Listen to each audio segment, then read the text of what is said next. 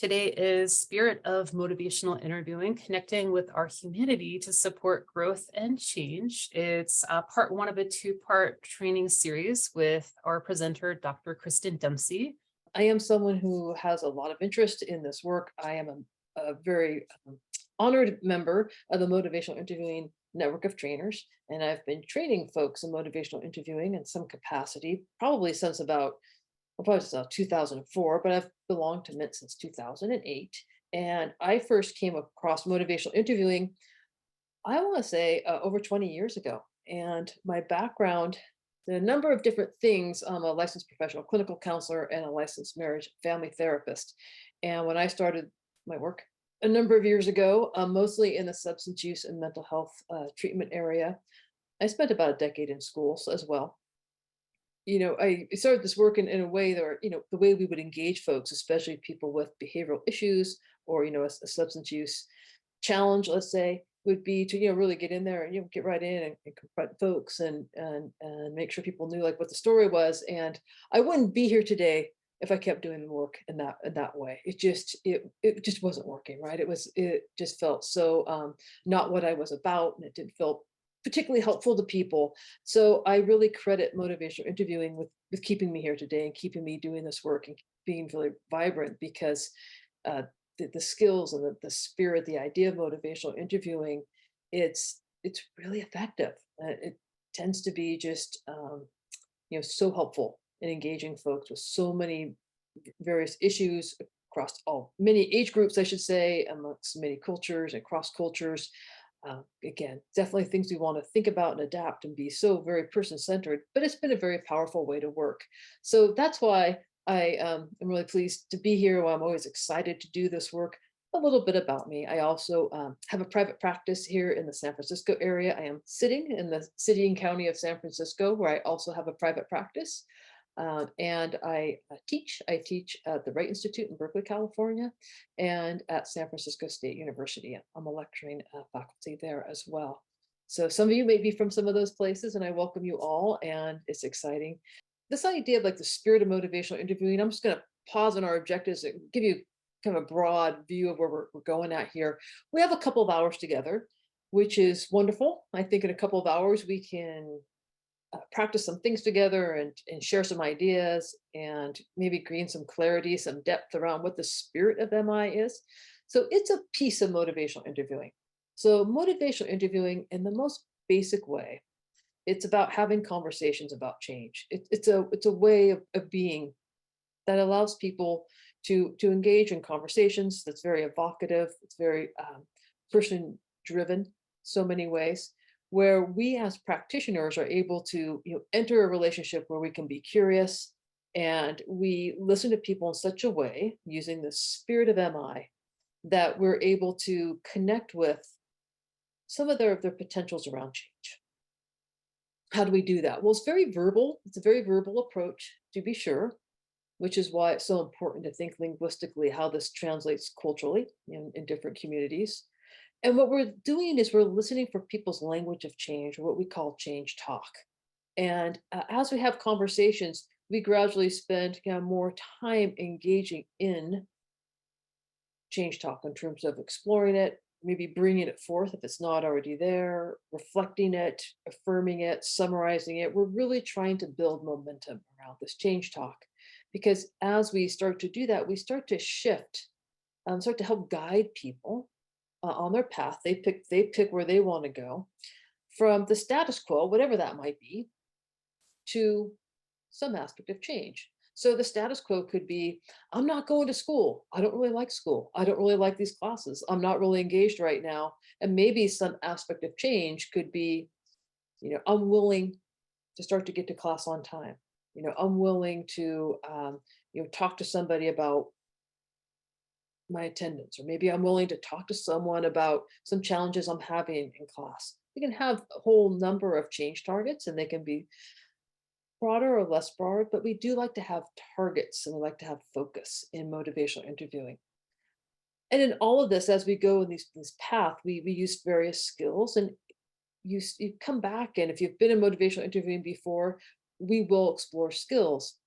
Today, we're doing something very specific around motivational interviewing, we're kind of starting where it all begins, which is really around the values and attitude we bring to the work.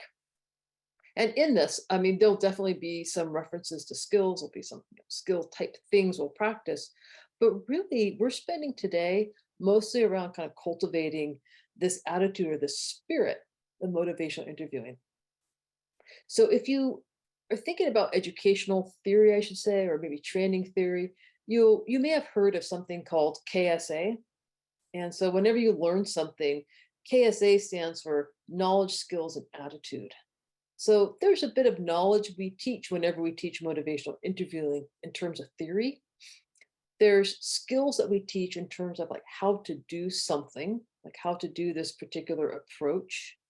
And MI is not it's not a counseling theory. I often think of it as like an engagement technique or an engagement practice, particular ways. And the A in KSA is the attitude. It's the way we kind of come to this work. It's our approach, the way we see ourselves, the way we see ourselves in relationship to the people we're helping, the way we see the help seeker. And so you're thinking about today with the KSA, knowledge, skills, and attitude. Today we're really focusing on attitude. And that's what the spirit of MI is. It's all about the attitude. And if you're thinking, oh man, I wish I had more of a skills class today, or I wish I had, maybe another piece. One, there'll be more coming. But two, really, this is actually, I think others might agree with me. This is really maybe the most important place in motivational interviewing. It sets a stage for everything else. I like to think metaphorically as like our attitude, or as we call it, the spirit. Again, it's not spiritual, but it's the spirit with which we come to this. It's our willingness, our openness, our humility. It's all these various pieces that we come to this work.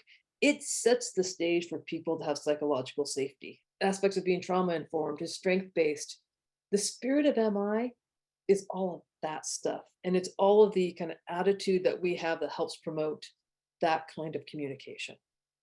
And I like to think of it as like the fertile field, if you will. It's my metaphor. It's the fertile field from which change can grow.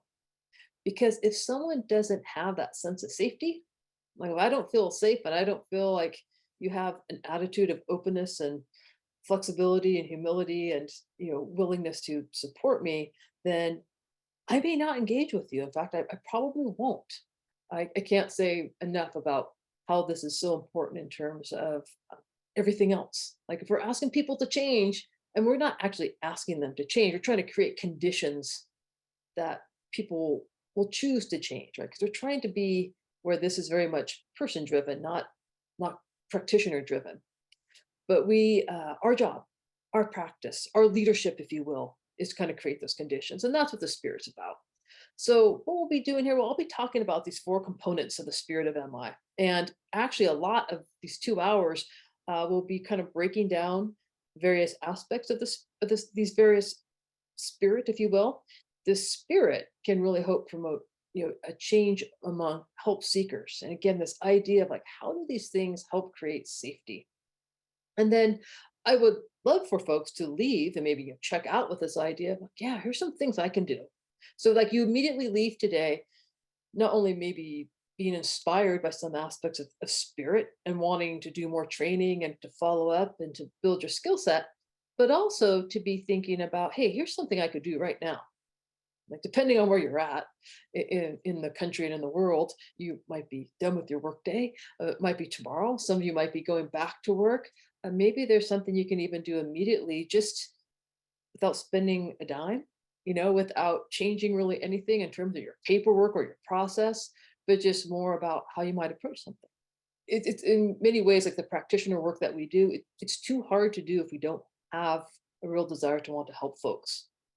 So I'm really coming with this idea that you already have a lot of this interest already. It's just a matter of helping you strategize in ways that allow you to do the work that you really care about, to do what you really want to do, which is potentially help people heal and change. To that, I also like to mention that the motivational interviewing, because of this spirit, really is fundamentally trauma informed. So I know there's a lot of interest out there in the world about doing trauma-informed practice. And we think about trauma-informed care and setting up trauma-informed systems. And part of that is, we're trying to set up systems then that we allow for people to participate, help seekers to collaborate and have be empowered. We're looking for safety, trust, predictability, choice. That's all within the spirit of MI. So if you're doing MI and properly, you're coming from this place of spirit, right? Kind of creating this fertile field of potential for growth and change.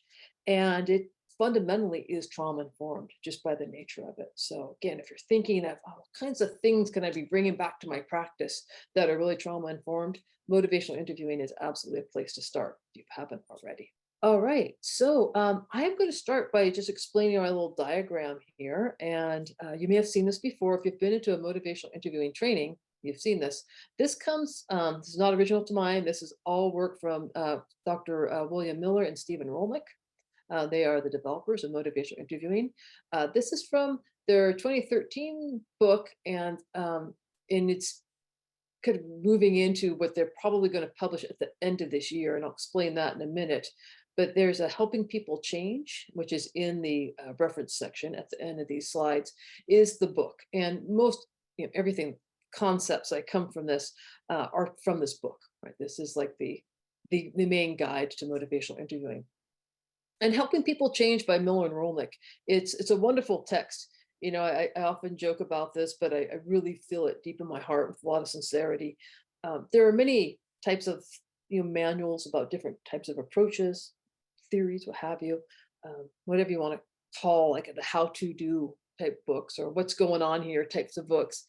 And many times they can be very good, but also just like very hard to engage with. Sometimes they're like 300-page sleeping pills. Try to read them and immediately want to nod off because it's not necessarily so exciting.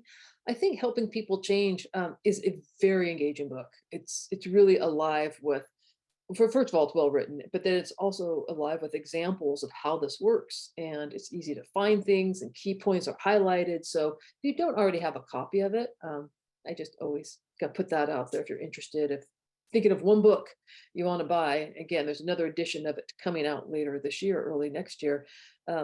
Keep that in your thoughts, but that's where this information comes from.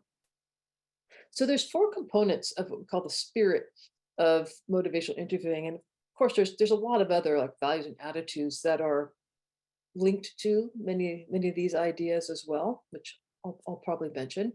And I have here a little Venn diagram here I have in the middle where like kind of all these 4 come together. That's all of it together is kind of what we call maybe the spirit of MI at any one time. And I'll go through and I'll kind of mention each of these, and then I'll break them down a little bit further. We have partnership, acceptance, compassion, and empowerment. So some of my colleagues uses the the little memory device of PACE, PACE, to remember them. I'm out here on the west coast of California, and we have people who sometimes fly the beautiful Italian peace flag, which I have on the left, and the term there is pace for peace in Italian. I looked this up to make sure that was the accurate reference there. So you can think of pace or pace as a way of remembering each of these components.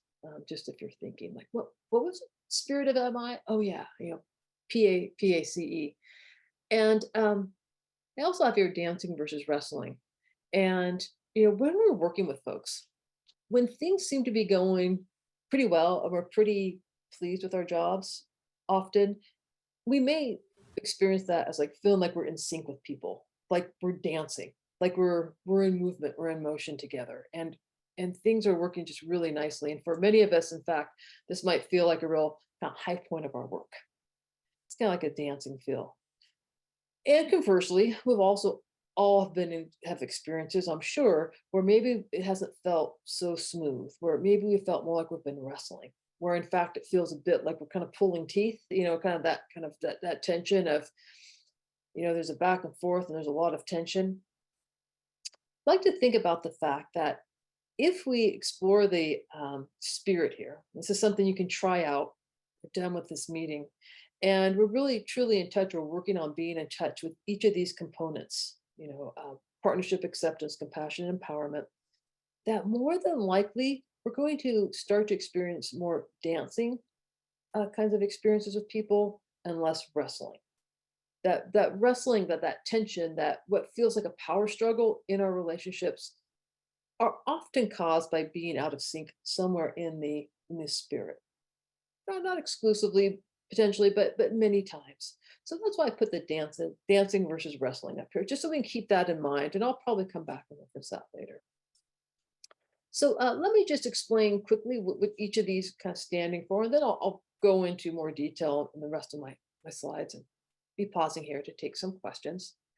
So I have first partnership, and partnership is this sense of like being in collaboration and trying to be as egalitarian as we can with the people that we serve. Now, I know you're probably thinking, well, if I'm working with like, say, like a 7 or 8 year old in schools, like am I really kind of a partnership? And clearly, if I'm an adult and I am a counseling professional working with a child in a school, like we all know, and all, well, actually in all of our cases, but especially in those cases, that clearly everyone knows like I have more power than maybe that youth in schools. However, we try to be as much in partnership as possible, and we try to help young people as well as people all along the lifespan. Um, with all levels of of interest and ability and participation to really be as activated and engaged and collaborate in the relationship as possible. So we're really trying to build that as much as we can, being in partnership. And often we do that by seeking collaboration, um, and not just in terms of, I guess I'll say this a little bit later on, but like signing a treatment plan if that's what we're doing, but really, every step of the way. How can I make sure that someone's good with what we're doing? We think about acceptance, and acceptance is clear that non-judgmental piece. But how do I come to this place of just being really open to who the person is? Just being able to let it be. Like whatever the situation might be. I may not be totally happy with the situation that I'm working in, maybe with the conversation I'm having with someone, maybe some of the choices that they've made, but I accept that that's just the reality of how things are. May not totally be delighted, but I'm accepting the reality. There's that piece.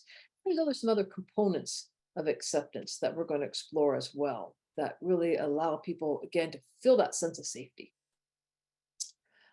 There is compassion, and compassion can be seen sometimes as a special type of empathy, where I'm connecting and thinking about how someone might be experiencing something, really try to get a sense of what it must be like in their shoes. And I also think about compassion as what am I doing that's really benefiting this person who I'm sitting with. I may have a role in a school or in an agency, wherever I might be in my practice, and I can see the work in a particular way. But ultimately, when this person's sitting in front of me, like how is whatever we're doing together, how's it really helping them out? How am I really working in their best interest? How am I reducing their suffering? I'll talk a bit about compassion in a minute. And compassion has been a topic that's been getting a lot more attention lately. And some of you might be familiar with that we're really finding ways to tap into compassion for the people that we're serving as well as for ourselves. And I think that's practiced back, or self-compassion can also be good in this work because it's hard, and aspects of self-compassion and self-acceptance and finding our own power can also help us with self-care and also help us stay in in the spirit. And then empowerment. So if you have the current edition of Helping People Change, third edition, you'll see the E in PACE or PACHE here, will stand for evocation, which is really helping the people we're working with like have a voice and having them be the one kind of contribute to a conversation more than we contribute to a conversation. Being able to make sure that we give space for people to talk, and that's important. In upcoming texts, they're really kind of shifting, not necessarily away from evocation, but we already have evocation in this model as part of the tasks. So really the focus is on empowerment, be another aspect of the spirit that we want to bring in. And empowerment's this idea of how do we help people tap into their own power? Everyone has power. How do we help people notice it, recognize it, and connect with it? It can be a more conscious or unconscious process where we're helping people along that path. So all these four places are where we get started. And I always like to sometimes check in with you. And when I have a different type of training, some of you might be at some of my trainings where I do this, but I love doing this one piece where I actually have people in the room think about just yourselves as someone who's gone through life. And I'm assuming probably all of you are successful in some way. Like all of you have made changes in your life to be where you are, to be sitting here today, to have the career that you have, the position that you have, the work that you do. It's pretty remarkable, right? It takes a lot of determination, takes a lot of work, takes a lot of skill. And that along the way, there's probably some things you had to do, some efforts you had to make, some ways you've had to really, step forward and become the person that you've become. And I like for you to think about this point, if you think about the people in your life who helped you be who you become today, which means that you've changed, right? There's some aspect of growth. Growth is change. Kind of who were they? And what did they do? What aspect of this model that you see here in front of you that was used on you basically, not necessarily intentionally, not like used in a very kind of instrumental way, but what did you experience amongst people that really allowed you to grow? One of the things we think about that how we experience folks being resistant is it probably feels a lot like wrestling, right? Someone who's coming in, they don't necessarily really want to be there. And when people are mandated or voluntold to come in to see us, right? Sometimes I use the term voluntold. They may not show up with a lot of delight, right? They may not show up with really feeling like comfortable and happy. And so using some of these attitude components, being able to be kind of in this space, it won't necessarily like immediately, cause someone to want to completely, change or want to join us, but it does help start a process because part of why we feel resistance is often there's a pushing against. And to the extent that we can have anyone that we see, and again, I'm assuming many folks that we see are not the initial customers, like they were often told, especially young people, like that's changing a little bit, especially with very young people. They're not necessarily asking for therapy, although again, I'm seeing a lot of that change where I'm having a lot of young people who do ask for it. But when people come in, they don't really feel like it's not really their idea. By again, having some of these attitudes in this way of in partnership, being curious with someone, having compassion for their situation, giving them some choice, allowing them to, see places where they have power, just being able to listen to them, it often can functions to soften some of that resistance. If also we have any kind of places to be able to help people find a place that they're willing to start, and it's like their ideas, like where they want to go as opposed to where we think they should start or where we were told to start. Or here, this is what you're here for, this must be where we're going to start. If we have any flexibility to be able to allow them to have some choice around that, that'll also help a lot with resistance, so to speak. If we're in a situation where maybe they're mandated to they absolutely have to address something in particular, what are some other ways we can still help give them some choice around that topic? And there may still be some places for that.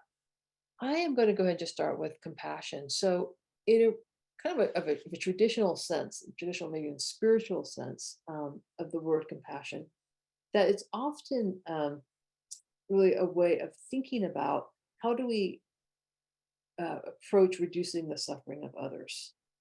Again, that can be a very big question. It can feel like a very big kind of place, but sometimes it's just as little as being present for someone.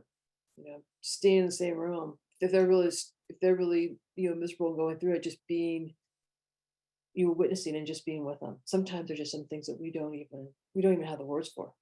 I'm thinking of situations that I've been in where someone maybe's had just some really intense grief, really intense loss.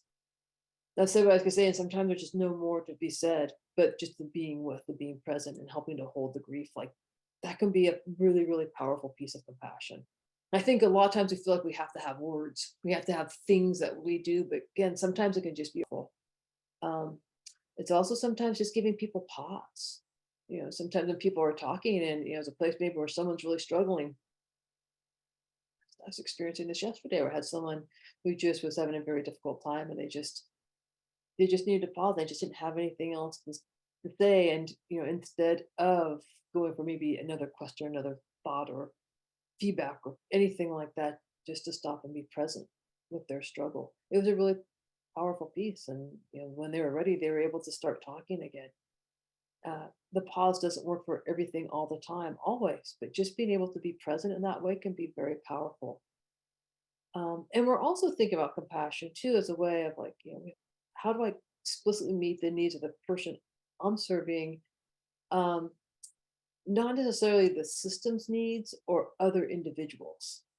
Now, this can be tricky because I know we have like requirements from our systems of care, things that we have to fill out, and there's compliance, and there's people come in and review compliance, and then we have parents maybe around, and school administrators, all kinds of folks like who have a some skin in the game in terms of what they want for this particular person. But to the extent that I can think about, what is actually seen as helpful for this particular person now. Maybe, I'm in a setting where they're supposed to be out of a program in, just making this up, in 2 weeks, but they need three. Is there a place where I can advocate? Maybe if they're supposed to be in a program for 2 weeks and they felt like they've gone through everything they can talk about and they want to leave earlier, like, is there a way of being able to, advocate for an earlier leave? Just ideas that I'm having. If someone's really struggling with something and they feel very much, at odds with someone else in their family or the administration who may have different points of view, is there a way for me to advocate or have a conversation? It doesn't mean someone always gets their way. It just means that there's a noticing of, there's an awareness of, maybe there's a way of helping to have a conversation that I can help facilitate. So there's many ways to show compassion. And again, this idea of maybe facilitating or advising or advocacy might be able to kind of ease the path to recovery. We're just also showing that we understand from people's perspective. Like, I get this sense of where you're coming from, even if I can't always help a situation, even if I can't fix your situation. And many times we cannot fix anything, right? Like, there's something going on. There was a loss that occurred. There was a trauma that occurred. It's in the past. We can't make that unhappen. But we can be, empathically respond. We can maybe help someone have access or help gain access to something that might help soothe them in the moment, whether there's a service or some sort of resource, or even just some sort of response that can also just be hugely helpful, right? So it's a sense of, what can I do to make this easier for you in some particular way? Whether or not you are a supervisor, I like to think that everybody's a leader, right? Like, everybody has a place to provide leadership from wherever you stand. Um, and then I also have people think about, as you're doing any of this, you may have some ideas about, I like the way, people are talking about, creating a certain environment. I don't know. Is that my environment when people come in? Is it validating for them? Does it feel like it's a safe place? Is there maybe something we could do to make our waiting room or our rooms safer? That's a very kind of basic thing sometimes people think about, like how welcoming is what we're creating. Is there a place maybe we come together and have a certain action around that? Just something for you to think about, as you move from today and think about how you can put some of this into action. This idea of like kind of really normalizing, and maybe that's something you think about too if you think about how to share with your teams, or again thinking about maybe an action item. It's like, how do we as a community validate, some of what people are going through. So maybe there's information, there's posters, there's different types of videos or resources we can make accessible to people we work with. Maybe we're going to really make sure that we celebrate May is Mental Health Month in a couple that'd be next month, wouldn't it? That, as a way of being able to again help with some of this kind of compassionate understanding of ourselves and our peers about, what it's like to be in the world right now. That this is a really difficult time. How can we hold all of this with a certain sense of understanding and wanting to support each other? And so there's options here. There's opportunities here. So acceptance, again, I gave you kind of an idea earlier about being like non-judgmental. Like, on some level, like, I accept you for how you're showing up. I may not totally appreciate um, kind of everything you've been to, or maybe some of the decisions you've made in particular ways, but I'm able to notice like my judgments, be able to work with those, step back from those, and be able to just truly embrace kind of how you are and who you are in the moment, be able to have that particular holding place. And in the middle enrollment text, which some of you had already put in the chat box, the Helping People Change, third edition. Again, I have at the back of the slide deck. We have kind of like the 4 A's of acceptance. What we're trying to do or think about is like ways of supporting someone's autonomy. This also links very strongly to empowerment, right? Like helping, and also with seeking collaboration. With this idea of giving people like autonomy and choice is really really critical.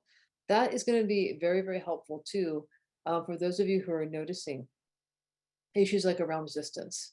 If someone feels resistant with me, again, it's not like people are resistant, like that person is a resistant person. Mm-mm. Resistance is a state, not a trait. So it's like people become, any of us become resistant. We don't want to do something we don't want to do. So how do I have a conversation in such ways that people have choice, even when they're not particularly happy about the choices that are in front of them? Doesn't mean they get a free ride. We're still going to hold folks accountable, right? In certain ways, like there's certain rules that we have and safety for the community, et cetera. But to the extent that we can, how do we support autonomy? And this again really kind of fits into that seeking collaboration as well. Providing accurate empathy. So this is where we think about the power of reflective listening. This idea of how do I sit with someone in a way where I can hear what they say and get the feels, so to speak, like I can really feel them, and that's a part of empathy. But actually, full on empathy, like empathy that's really what we consider like important and essential here is my ability to reflect back to them what I'm feeling and hearing from them. Right. So we're providing a mirrored response. We call it active listening. Some of you have covered that before. It's also called reflective listening, is what we call it in motivational interviewing. We talk about doing reflections. I'm going to have us practice that a little bit because it's such an important piece of MI, even though it's part of our skill set, and even as part of the spirit. I like to have folks just to start to think about how do I get at this place of accurate empathy? How do I kind of think about what's going on for someone? And in a way that maybe I can start to reflect it back to them. A really powerful piece. Affirm strengths. So tomorrow we're going to do a little piece on affirmation, which is one of the MI skill sets. It comes into the acceptance place because if I can affirm your strengths, it means I accept all parts of you. An important piece of like someone might come in with a lot of struggles, but I'm able to see the parts of you that are strong.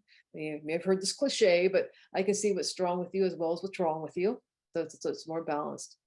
But I really like to think about this piece, which is I may have like someone's problem in mind, right? Because people show up to us because there's something going on. People aren't showing up to us because things are going perfectly in their world. People are usually showing up with us because they're showing up to us with us, I guess, because there's something going on, right? There's some real challenges. So we know that there's problems involved. But the actual ways of like working with the problem, like how do I interest someone in doing something differently? How do I interest someone in doing whatever they can to shift? Well, one of the ways to do that, and a powerful way of doing that, is really helping to leverage their strengths because it's a big part of motivation. If I don't feel like I can do something, if I don't feel like I have what we call self efficacy, like I don't feel the sense of like competence and ability to change or have some sense of agency over my life. And again, there's some things I don't have agency over, but some things I do, then why change? And we can try to cheerlead as much as we can, kind of like pump someone up, like you can do it. But sometimes that doesn't feel totally genuine. So this idea of affirming strengths is really noticing what kind of qualities does somebody have going on that I can see for them and help them really get in touch with. And then another kind of important piece that we have here is really our communicating our ability to make known that everyone has absolute worth. I could be working with someone who maybe they did something that's that might be pretty difficult. Maybe there's something that's it's hard even to hear. I think at least someone put in the chat box earlier that maybe you work with some folks who are in the carceral system, They've been incarcerated for some particular reason, and maybe they've pled guilty to something that really, most of us would find morally abhorrent, right? That's something more, very difficult to manage. And again, there's probably a lot of reasons that led. We know there's a lot of reasons that led them to do whatever they did. Some of those reasons may be really unfair. That wasn't necessarily all of their problem when they got where they were, but just, sometimes people put themselves in places that sometimes it's hard. It's what they've done maybe really goes against our values. And yet, in the spirit of MI and in the spirit of this work, everyone has absolute worth. So whether, they're, kind of an adorable young child that maybe we all feel like we can really connect to, or whether they're this person who's had like this life experience that's maybe where they've been in these places where they've had these behaviors, so to speak. Everyone is a worthy person, like everyone is has a basic humanity. And yeah, that we really can find a place to connect with it. And Michelle, noticing what you just put in the chat box here, yeah, like right, this it's a great aspect of acceptance. Like, I can notice like if I don't like what I hear, but I can be honest maybe with myself about it, and try to find a way of working with it so I can still be present with the person in such a way that I honor who they are, and I can be there for them. These are the four A's of acceptance. Yeah. Acceptance doesn't mean we have to like it, right? It doesn't mean that we have to be, you know, totally delighted about what we're seeing. One of the ways I think about this too is like even when I see behavior that I don't particularly enjoy, it doesn't really resonate with me. And we're all going to have feelings about this because we all have values. And the fact that we can value something and value um, people and situations and certain things in ways that really help us engage in this work and do a very good job. But sometimes because of our strong values that support people and support life and support wellness, it can be very hard for us when we see people who are not maybe behaving in ways, or not saying things in ways that, not thinking in ways like we are, that support life and value in the same way, right? People have differences. And that's just that's part of being a diverse human community.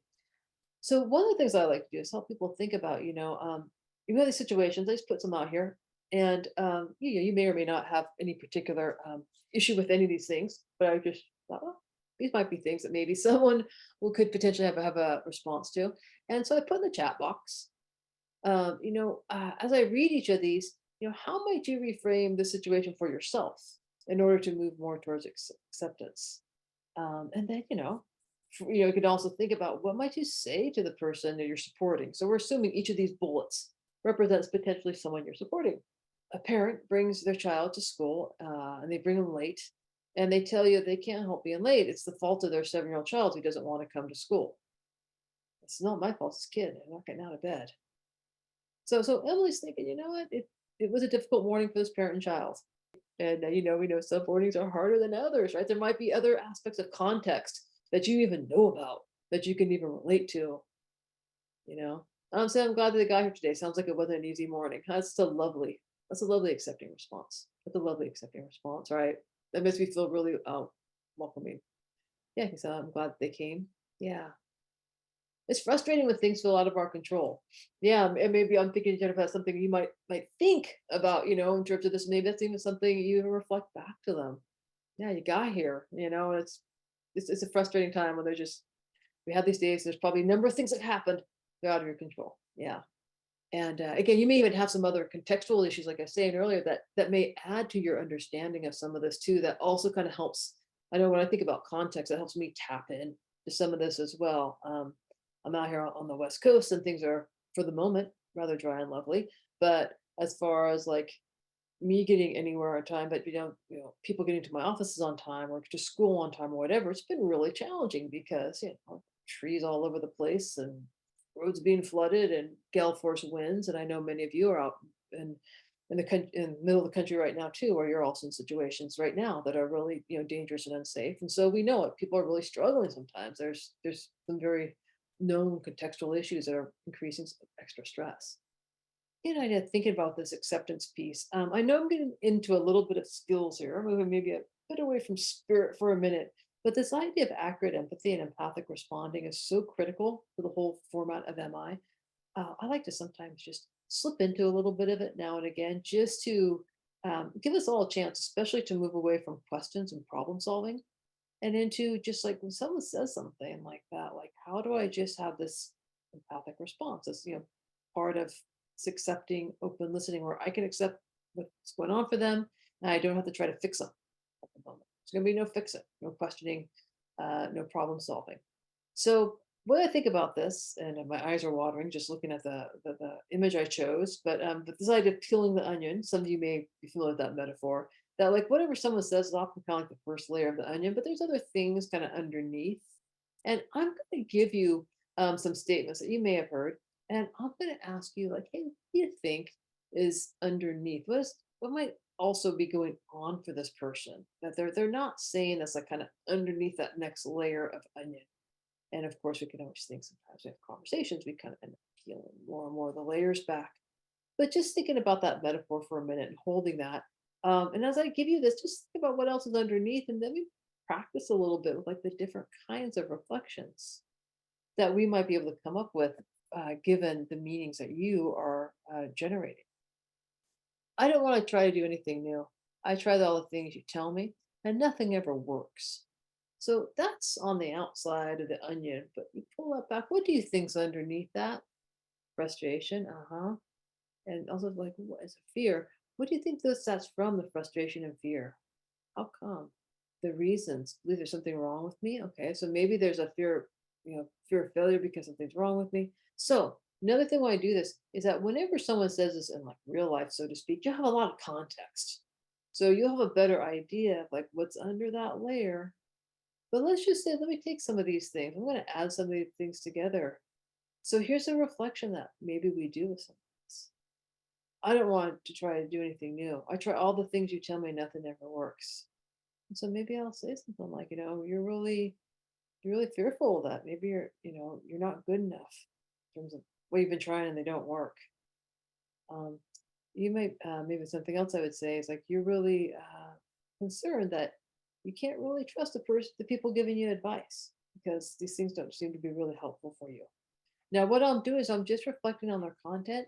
I'm not trying to change them right now, give them any advice, problem solve. That stuff often will come up later as we continue to reflect and explore and kind of go deeper. Again, just with this for the service of accurate empathy. Yeah, it feels like you don't feel heard.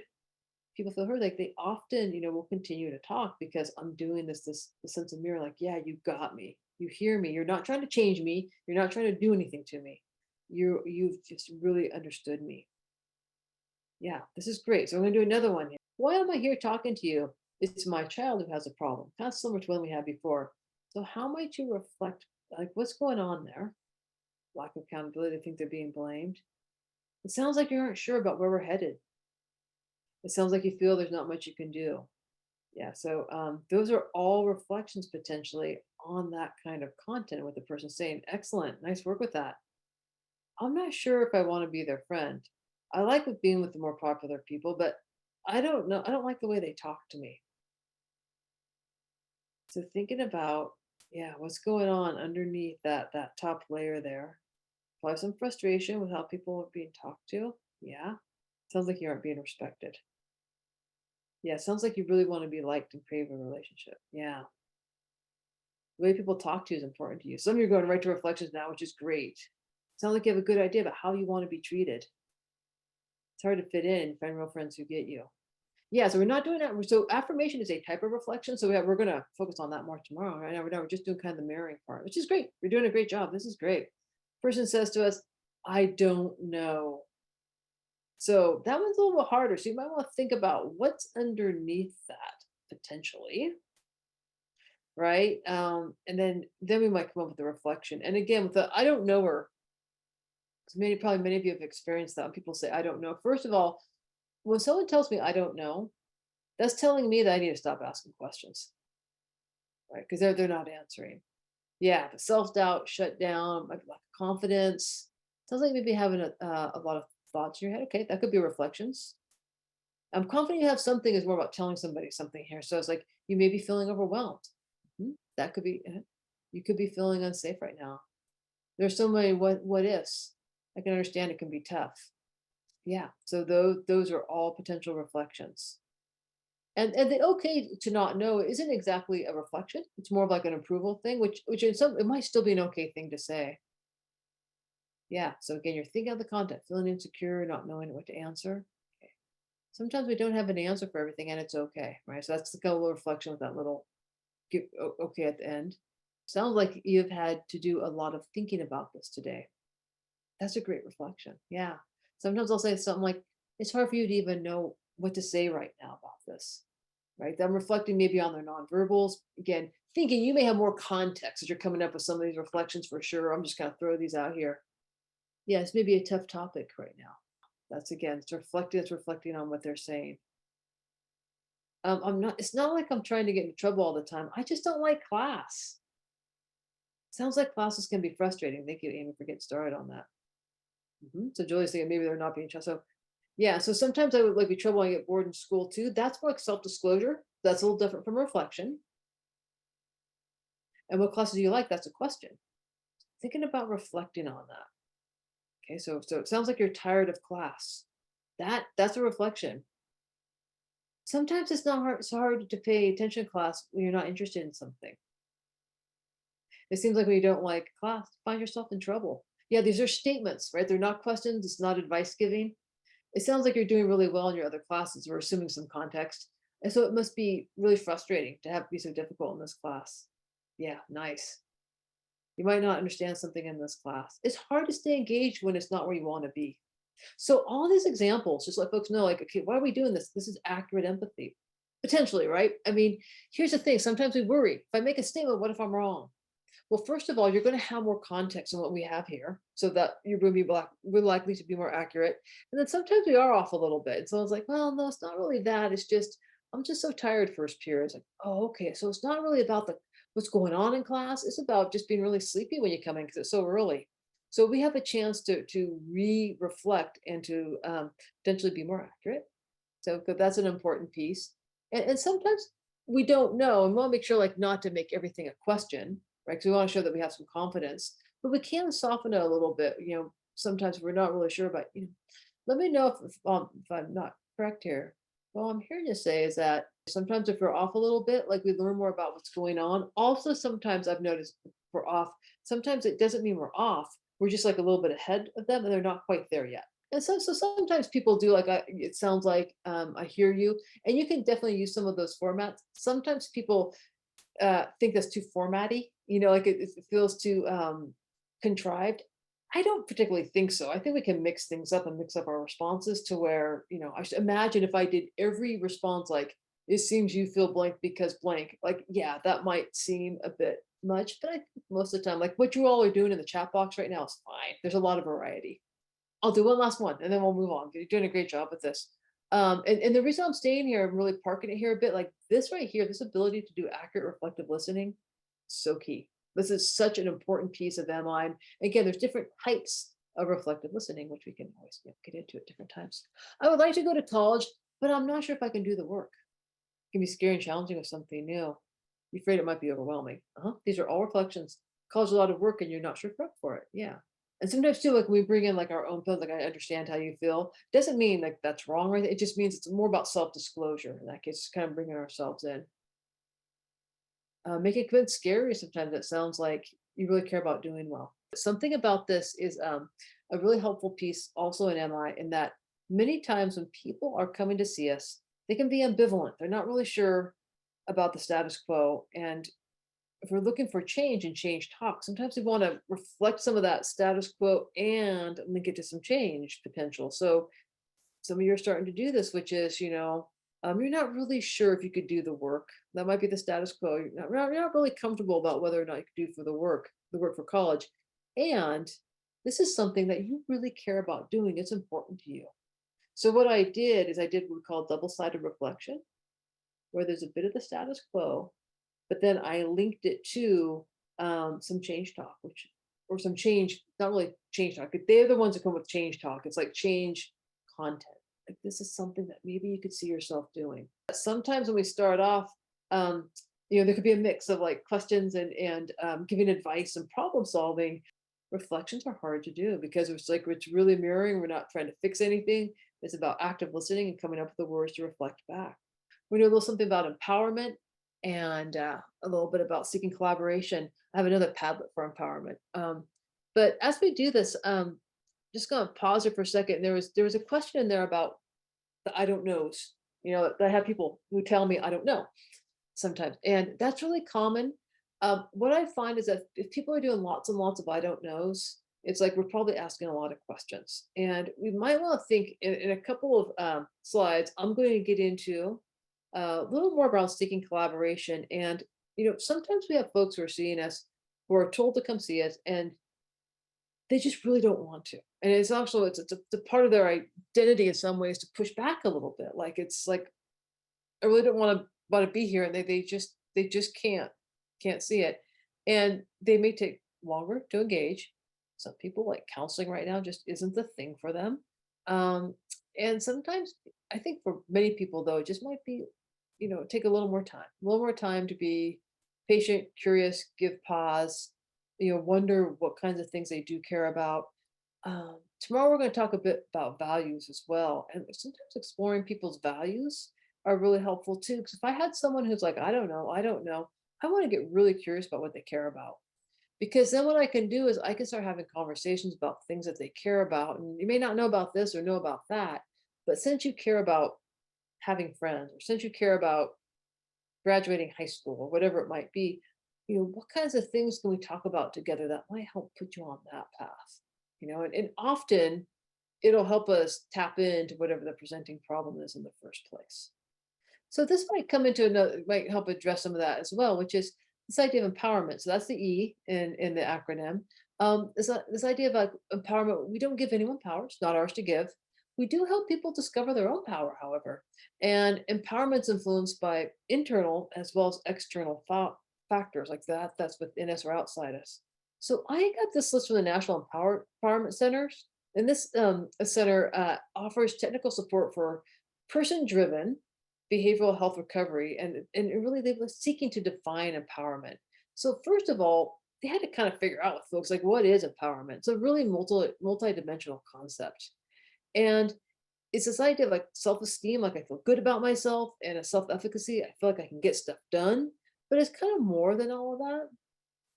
It is helpful to have some guidelines around empowerment, is that the terms can mean almost anything. And sometimes it's not always in the best interest of help seekers. That is, sometimes it's not always and compassionate the way it's phrased. Like sometimes, this idea of like, if someone gets a certain punishment, it'll empower them to figure out how they can take responsibility, right? Like that might not be exactly what we're getting at here in terms of empowerment, so to speak. The National Empowerment Center just went through and just started to get curious with people about like, hey, what feels like empowerment to you? And it's really an important piece about helping people have decision-making power. This also links to seeking collaboration, helping people have access to information and resources. So we still want to collaborate. We don't want to plop resources onto people because they may not want it. So I'll talk about the collaboration in a minute. But your ability to give people access to that can be really helpful. Giving people a range of options instead of just, you're going to do this or that, like a menu of ideas, a menu of options, helping people feel assertive and practice assertiveness skills. So this idea of I can say no and I can ask for what I want. How do we help people practice saying no and asking for what they want? Sometimes those are skills to be taught. A feeling that that person can make a difference. There's a hopefulness and this ability to think critically. You know, uh, Learn the conditioning idea, like see things differently. So sometimes it's like being able to, kind of figure out like how can I have like a different point of view to this idea of like how do I redefine like who I am, be able to speak in my own voice. How do I redefine what I can do? How do I figure out how I'm in relationship to like the system, right? So I might not feel terribly empowered by the system, but where in the system can I say like make choices? Where in the system can I maybe push back or have my voice heard? Thinking about how I can express anger and frustration, not feeling alone, being part of a group. Some of you are doing group work. That's a really helpful piece. understanding that people have rights, um, and being able to have some efficacy of changing one's life and one's community. I did a whole piece on motivational interviewing and what we call macro MI, helping people get involved within the systems of care, how to help people be part of a movement potentially, or helping people have a certain amount of consciousness about, their roles and choices in systems, helping people learn skills that help them feel empowered. Um, Again, it's all that skill learning that we do is really helpful. Helping people change their own self perceptions. Um, some of it like coming out of the closet, and of course we often use that in terms of like coming out of the closet about our sexuality, in terms of gay or gender or certain identities. But I think that could be coming out of the closet in terms of many other ways that maybe we have hidden identities that we don't have revealed.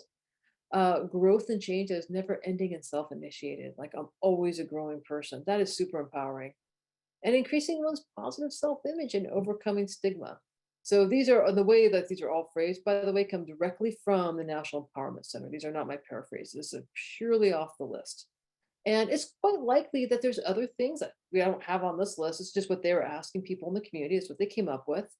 There might be other things. You can feel free, if some of you are starting to put in the chat box, other things that people are thinking about, like, identifying one's needs. These are all important pieces. And here's another thing that they put on the National Empowerment Center, which I really appreciate, that you don't have to have all of these things to be an empowered person. Like any one of these things might really allow us to have that sense of empowerment. Thinking of the people I work with, is there a way that I could help them engage in growth and change that's never ending and self-initiated? Like, how might I help people explore that growth with themselves? Maybe I'm an administrator. I'm talking about, doing some really important pieces of professional development with the teams I work with. Maybe I am a group leader and I have a conversation with my group about, what kinds of things can everybody in group do to help change one thing in their community or be active in the community in some way. All of this is trauma informed care. This is how you do it. So putting that out there for those of you really thinking about how you want to be trauma informed in your practice.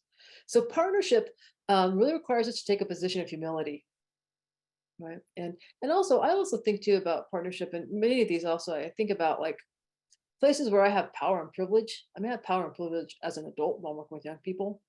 I have a power and privilege, potentially someone who's more middle class and professional, my education, a lot of that. I have power and privilege because of my race and my racial identity being white in this country that tends to have has a lot of power and privilege.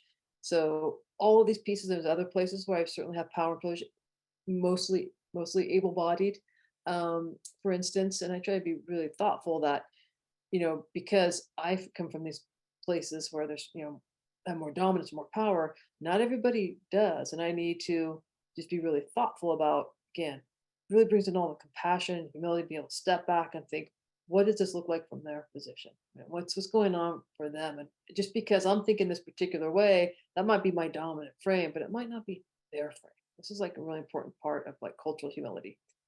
Try to think about that, and part of my sense, this is what I do in terms of the culture of humility, is I try to think about, like, I'm trying to engage in servant leadership. Like my leadership here and the way I'm trying to approach my work is, how may I serve you? Like this is what's meaningful, but this is the way I'm also helping to shape the field and the approach. Um, this goes beyond just like signing and sharing a plan or problem list.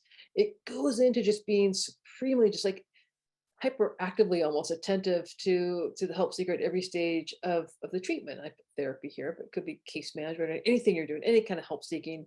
So deciding like what we focus on together. Again, this is, would you like this, or would you like to do this or this? How we give advice or information. I ask, like, what do you even want this? What have you thought of already? I want to apprise your ideas before I give you mine. What do you even want from me? Would you like this from me? Well, I have some thoughts. Would you even like to hear them? I don't want to assume anybody even wants it. I want to be very thoughtful, very, very humble. What have you already thought about? Got some ideas. Here are some things you can choose from. What do you think? How is this helpful for you? Thinking of next steps and action items, like we're finishing up our meeting. What would you like to do for next time? Is there anything you'd like me to do for next time? Conversational boundaries. There's things that maybe someone doesn't want to talk about. It's like, We're not going to go there right now. Clearly, there's time, of course, when we, might be in situations where we have to do mandated reporting. That's a different piece. And again, have to be more directive, and the boundaries are different there for sure. But in many cases, like we can respect people's boundaries and um, searching for strengths and abilities, not just problems and deficits. That's also part of being in a partnership because it's balance. There might be some other things. Might be some other things of thinking about. Feel free to add some of that in the chat box too. Yeah, ask if they can give a resource. Give the resource. Ask if they think the resource will be helpful. Yeah, the ask, offer, ask exactly. So practitioners using MI seek to collaborate with those we seek, and I have a couple of things here that tend to be more collaborative in conversation. Now, if you were to have these conversations and you were as a practitioner saying these things, and we had it recorded, and we were using maybe a fidelity tool to score your responses, some of these things might be coded as like you're seeking collaboration. Some might just be coded as you're asking a question. But think about it just from the perspective of the practitioner attitude or the practitioner stance. Does it feel more collaborative or does it feel less so? So I'm going to read this in a certain way. You can also tell just by my tone of voice, like even if I change my tone of voice or other aspects of this, it might feel like more or less collaborative. So I can tell you're tired of thinking about this. It would be good for you to take a break for a while, and we can come back and to it when you feel better. Is that collaborative? No, I don't think so. I'm with you, Emily. It feels a bit like I'm directing somebody about what to do. Let's just take a break. Well, what if someone's like, I don't want to take a break? This is important. I want to talk about it now, right? Number two, you seem tired right now. How might that be helpful for you? Potentially is a bit more collaborative, right? Because I'm just asking, like, is this, they might just say you're not. I don't want to talk. I'm like, oh, that might be it. But sometimes someone will just say, how you might be helpful is I might just need a break. Or if you give me this particular resource, or if you call my mom, or whatever it might be. I wonder if we could discuss some of the things you already tried to get yourself to school on time.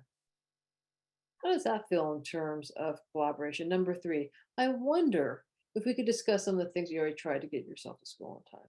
Yeah, there's an asking there. I'm not kind of asking permission. And again, I have to be careful how I say that, right? And also have to be careful about the person that I'm with, because some people could be more passive. They could just be like, yeah, okay, if I could tell maybe they don't really want to. So maybe I want to be thinking about, um, maybe I'd even say like, yeah, but here you've been really trying to do things, get yourself to school on time. And would it be okay with you if we talked a bit about what some of those things are? Like I might want to be a bit more explicit about that, depending on my person. It probably would be best if you asked your parents for help right now. Is that collaborative? No. Number five, you can choose any one of these options. It's up to you. Does that sound more or less collaborative? Not really, unless they help make the options. Yeah, not really. All right. So there's some aspect of that feels a little more collaborative, but yeah, you're right. We don't know exactly how they got to this, right? And maybe it's like all these options really stink. So maybe you're right. Like, or maybe there's other options you haven't thought about. Or maybe you don't want to use any of these options. Maybe there's other things you want to ask me. Number six, I have the results of your depression screening. I wanted to check to see if now is a good time for me to share the results. I have the results from your depression screening. I wanted to check to see if now is a good time to share this, for me to share the results. Yeah, that feels collaborative. Yeah, I'm checking to see if that's okay. I listed some of the topics we discussed today on this treatment plan. You'll want to sign at the bottom so we can get started with treatment. No, it does not. 8. Would it be okay with you if we discuss some of the ways you're experiencing anxiety at school? Yeah, that feels more collaborative, doesn't it? Feels a bit more collaborative. Yeah. There's all kinds of ways that many of these things are spirits. The pace or the pace, the partnership, the acceptance, the compassion, and the empowerment. Like it all kind of blends together in many ways, right? So this idea of spirits, and how does it all come together, right? How am I like in the Zen spirit? What kinds of things am I doing? Think of being in spirit as being in sync. Remember that idea of like dancing? If I feel like I'm dancing with someone, good chance I'm probably in the spirit. If I'm feeling like it's a wrestling match. And once I asked people about that, so does it seem like it's wrestling? And this particular group knew every wrestling organization on the planet, of which there are many, and just threw them all into the chat box. I was so impressed. But the idea, if it feels like it's wrestling, and we're pulling back and forth, and it just feels like there's this tension, discord, this discomfort, probably I want to check the spirit. Doesn't mean I can control everything. Maybe there's some good reason what they're experiencing, but this idea of like, how can I be dancing? How can I be in sync? Well, checking about all the different ways I could be in in the pace, and also the idea of being in spirit, this dancing, it helps to promote engagement, safety, trust, and ultimately, as I said before, it is trauma informed care, is characterized by humility, openness, curiosity. I saw one of you had put into the chat box not too long ago, like being curious. Like, yeah, if you're going to be curious about some of this stuff, I'll be more collaborative and more flexible.